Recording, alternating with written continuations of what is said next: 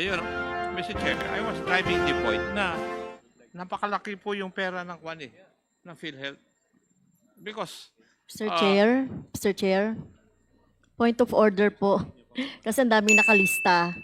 So, ang daming mga interjection. Pwede po Yes, bang tapusin na natin si Kong Akop, tapos yes, doon na after tayo Kong Akop, we will proceed to Oo, kasi Congressman Panaligan. Ako pang huli Sorry. kasi, Mr. Chair eh. Yes, sorry. Meron pa tayong plenary. Thank you, Mr. Chair. Pasensya na po, medyo nadala lang po kami sa, na-carried away lang po kami.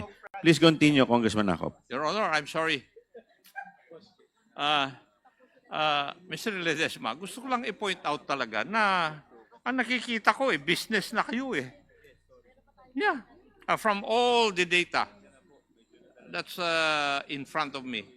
Kasi your investment in time deposits, local currency, amounts to 135 billion in 2023. While in 2022, it was 126.4 billion. So, it's sa isang taon, nag-invest kayo sa time deposit by 10 billion.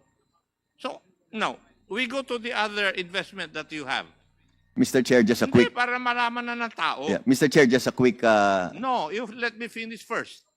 Kasi you also have investment sa securities. Tama po. And I would like to read yung investment in government bonds in 2022, 270.7 billion. In 2023, 331.6 billion. You could just imagine that. Ang lalaki. Now, investment in corporate bonds from 1.1 billion to 4.4 billion. So, ang utak po ninyo ay investment.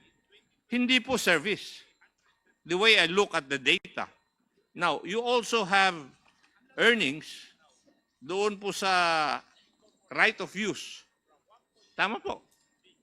And I think it would amount to 1+ billion a year. So, ang dami-dami ninyong kwan dito sa data na nandito sa harapan ko. So, why is it like that? Hindi po para sa tao yung nangyayari na yung the money of PhilHealth should be used to increase the package or to decrease the I don't see that in the data that's available to this representation. Can I comment, Mr. Chair? Yes, please. Again, Mr. Chair, thank you so much. We are not. Everything you mentioned was true. We are not refuting everything that was mentioned by Honorable Akop.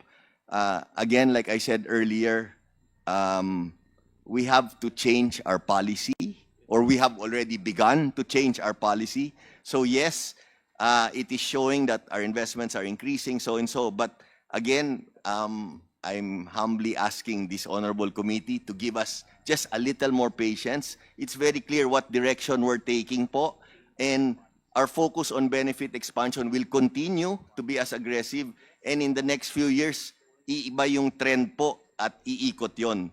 So I just want to mention that po. We hear you loud and clear, Mr. Chair. We are changing our direction, we are changing our policy, and we will get there. Thank you very much, Mr. Chair.